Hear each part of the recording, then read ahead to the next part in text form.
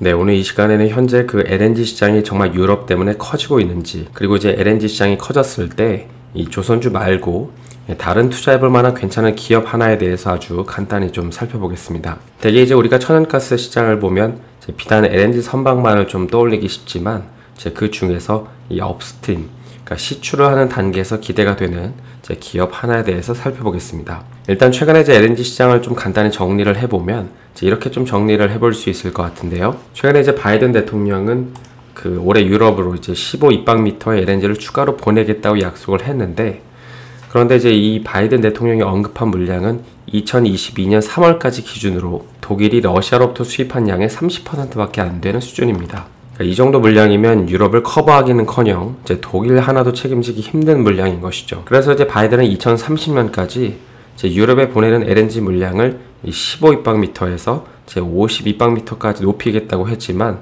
사실 이 정도도 턱없이 부족한 양입니다. 그럼 이제 미국은 현재 왜 유럽에다가 이렇게 많은 LNG 물량을 보내지 못하는 걸까요? 제 가장 큰 이유는 이 현재 미국과 유럽은 이 천연가스 관련 시설이 굉장히 부족하기 때문으로 이제 이런 시설만 갖추는데 무려 이제 5에서 6년 정도의 시간이 필요하기 때문입니다.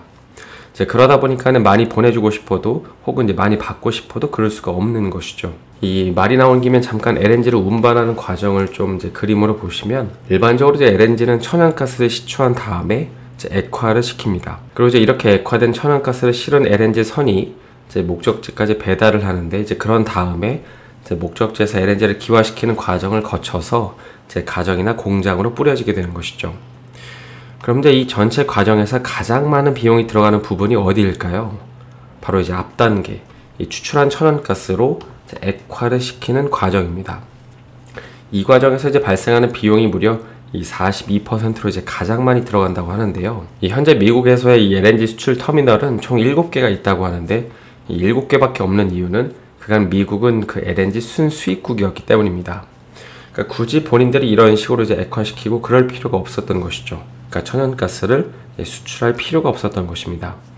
하지만 이제는 남아도는 세가스를 수출을 해야 되고, 이제 그렇게 하기 위해서 이 LNG 터미널을 증설을 해야 되는데, 근데 이게 이제 비용도 문제지만 이 물리적인 시간도 오래 걸린다는 것이죠.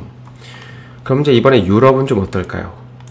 이 기사를 보시면은 이 현재 이제 유럽 내에서 이 LNG를 처리할 수 있는 터미널이 28개 정도 있는데, 이제 이게 단순히 이제 숫자만 놓고 보면 뭐 많다고 생각되실 수 있지만, 이제 유럽 전체가 필요한 물량을 조달받는 데는 이제 여전히 적은 숫자입니다. 그도 그렇게 그동안 이제 유럽은 잘 아시는 것처럼 이제 러시아로부터 그러니까 파이프 천연가스, 그러니까 PNG 형식으로 저렴하게 이제 가스를 공급하다 왔기 때문입니다. 그리고 최근에 언론에서 말하듯이 유럽은 천연가스 탈러시아화를 한다고 하지만은 실제로 유럽으로 들어가는 이 러시아 천연가스 양에 대한 변화는 없습니다. 따라서 이 두 가지 사실을 통해서 알 수 있는 점 한 가지는, 현재 미국이나 유럽 모두 이제 더 많은 천연가스를 보내줄 수도, 그리고 이제 받을 수도 없다는 것이죠. 그리고 이제 그 원인은 바로 인프라 시설 부족 때문인데, 그래서 이제 앞으로 이 시설들이 건설이 되면 모를까, 이제 현재만 놓고 보면 이 LNG 수출입 물량이 획기적으로 늘어나지는 못하고 있는 실정입니다. 그럼 이제 LNG를 더 많이 보내주지도 못하고 더 많이 받지도 못하는 상황에서 최근에 천연가스 가격은 왜 오르고 있는 걸까요? 이 현재 아시아로 보내는 천연가스도 다 유럽으로 보내고 있어서 이제 가격이 오르는 걸까요? 이 현재 미국에서 유럽으로 보내는 천연가스는 이제 한국이나 일본으로 가는 이 아시아 물량의 방향을 바꿔서 보내는 건데, 그런데 이제 이건 수출량이 늘어서 여기도 보내주고 뭐 저기도 보내주는 그런 물량이 아닙니다. 이건 바로 미국 내에서 써야 되는, 그러니까 본인들이 써야 되는 천연가스를 수출로 돌리다 보니까 제 가격이 올라가는 것이죠. 그러니까 그동안은 내가 쓸 물량을 비축해놓고 이제 나머지를 수출을 하고 있었는데, 최근에 이제 유럽에서 수요가 늘어나다 보니까 이 본인들이 비축해놓은 물량까지 수출하다 보니까 제 가격이 오르는 것입니다. 그래서 이제 뭐 섣불리 단정할 수 없지만 현재 그 나오는 얘기 중에 하나는, 작년처럼 이제 미국이 올해 여름 내내 이제 폭염에 시달린다면 이제 이러한 천연가스 가격은 당분간 꺾이기는 힘들다는 것입니다. 따라서 이제 여기까지 전체적으로 좀 정리를 해보면, 최근에 러시아 우크라이나 전쟁으로 인해서 미국이나 유럽 모두 이 천연가스 수출입 물량을 늘리기 위해서 이러저러한 노력을 하고 있지만, 현 시점에서는 이 시장의 바람대로 LNG 거래 물량이 엄청나게 확 커지고 있지는 않다는 것입니다. 물론 이제 앞으로 커질 거라고 예상을 해서 생각을 해서 지금부터 LNG 선박에 대한 발주를 할 수는 있겠지만 그보다는 실제로 이 터미널들이 이 LNG 터미널들이 늘어나는 걸 확인한 다음에 발주를 해도 늦지 않을 거라고 생각을 하는 것이죠. 그럼 이제 두 번째로 살펴볼 점은 만약에 LNG 시장이 계속해서 커진다고 가정을 했을 때 이 조선주 말고 어떤 섹터를 눈여겨보면 좋을까 하는 것이었는데요. 최근에 이제 흥미로운 사실 중에 하나는 이 원유 가격이 급등을 했고 또 이제 일부 국내 조선사들의 드릴십 재고 처리가 되고 있음에도 불구하고 이 천연가스를 시추하는 시추기 수가 많이 늘어나지 않고 있다는 것입니다. 그래서 이제 이 자료를 보시면 여기 밑에 이제 그래프가 그 새로 시추하는 수량이고요. 그 다음에 여기 올리브색의 이제 그래프가 이제 파다가 만 유정들을 카운트한 건데 지금 이 미활용 유정 비율이 계속 이런 식으로 떨어지고 있습니다. 그러니까 현재 미국 내 에너지 기업들은 이 새로운 유정을 파는 게 아니라 이제 파다가 만 유정들을 파기 시작했다는 것이죠. 그러니까 여기서 이제 미활용 유정이라는 거는 이 유정을 팔 때 이제 굴착은 시작했지만 이제 완료되지 않은 유정을 뜻하는 건데요. 그래서 이제 최근에 유가가 오르기 때문에 그리고 이제 드릴십 인도가 다시금 재개되는 걸 보면서 앞으로 다시금 해양 플랜트가 살아나고 있구나라고 섣불리 단정하는 건 어쩌면 틀린 생각일 수도 있다는 것입니다.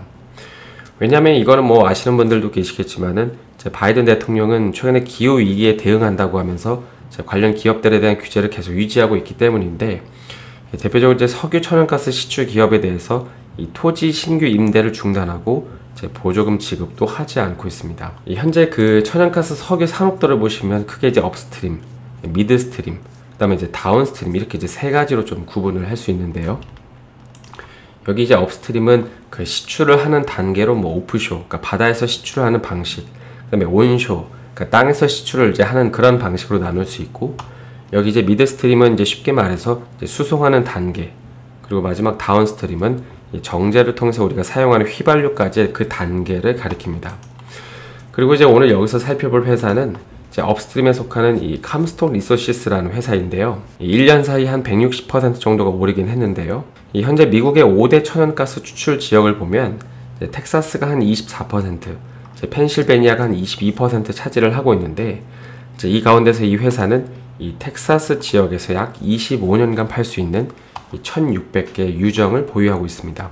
물론 이제 시추하는 기업이 뭐 여러 개가 있겠지만 그럼에도 불구하고 이 기업이 유망할 거라고 보는 이유 중에 하나는 이 회사가 가지고 있는 지역인 여기 아래, 그러니까 헤이네스빌이 이제 앞으로 이 시장을, 그러니까 원유 시장, 이 천연가스 시장을 주도할 것이기 때문입니다. 물론 여기 위에 이제 애플레치아 지역도 중요하긴 한데, 그런데 이 지역은 이제 직관적으로 보더라도 이 헤이네스빌보다 이 바다로 나가는 길이 멀기 때문에 이 애팔레치아 지역은 천연가스를 수출하기 위해서는 이 파이프라인을 이 밑에까지 만들어야 됩니다. 그러니까 파이프라인을 더 만들어야 한다는 얘기는 결국에 이제 비용의 증가를 일으켜야 된다는 것이죠.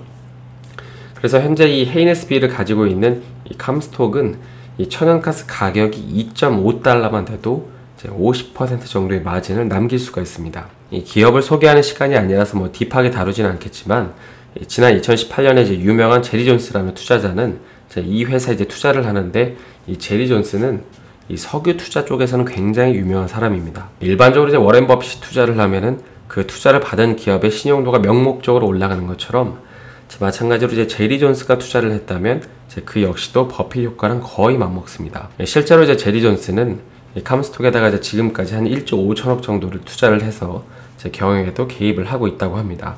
그래서 오늘은 최근 LNG 시장이 진짜로 커지고 있는지를 알아보고 또 그 가운데서 컴스탁 리소시즈라는 이 기업에 대해서도 좀 개괄적으로 알아봤는데요. 남은 하루도 수고 많이 하시고요. 저는 내일 다시 인사드리겠습니다. 오늘 영상이 도움이 되셨다면 좋아요와 구독 부탁드립니다.